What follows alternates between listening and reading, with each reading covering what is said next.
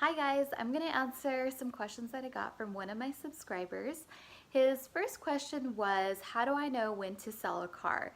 And that's based upon my own personal strategy that I use, which is I generally get out of a car at about 12 to 14 months. And the reason for that is because I buy my cars almost always brand new. And I do that because they come with the warranty and the maintenance programs. And I don't want to come out of pocket for any repairs or any work that the car might need that would be otherwise covered under warranty. So I sell my cars generally at 12 to 14 months because that's when I normally hit the mileage that is covered under warranty. So at that point I want to get out of them because if I encounter any problems, I don't want to come out of pocket for that. And in order to do that, one of the things that I've explained in my other videos is, I calculate what the first year depreciation is going to be at about 12 to 14 months and how much usage I think the car is going to have. And in order to break even on my financing, I calculate before buying a car what I think the discount needs to be so that when I go at the end of 12 to 14 months and I trade in that car or I sell it, I'm breaking even on the loan to value. And that's how I get out of my cars. The second part of his question was, how do I determine which cars to buy that will do well on the marketplace? And there's a number of ways that I do that.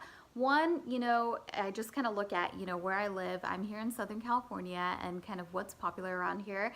And a lot of times you can even look at like bigger rental car companies like Enterprise and things like that and kind of see what they have listed because they generally know as well what people are looking for.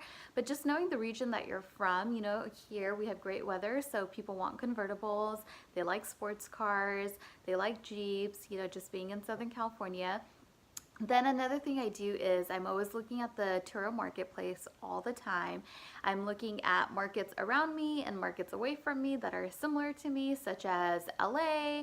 I look at Miami and just, anyone that's performing well and cars that are performing well. I kind of do some research and see, how that would do well in my area. And that's kind of how I determine it. But the other big way that I determine which cars to buy is asking my renters. So at the end of every single rental that I have with all my existing cars, I always ask people, if they had a choice of renting again, what kind of cars would they be looking for? So, that's another, just like being in business basic, is your customers will always tell you what they want. So it's really important to ask, and I make it a habit to ask each renter what they are looking for. And that's how I've gotten a lot of ideas for a lot of the cars that I've purchased. And then I believe the third part of the question was, how do you sell your cars? So as I mentioned, I just generally either trade them into the dealership or I sell them privately. There's a number of ways. You don't need a dealer's license to do that. I may get a dealer's license just to see if that opens up any additional options for me. If and when I do that, I'll definitely keep you guys posted on the pros and cons of that.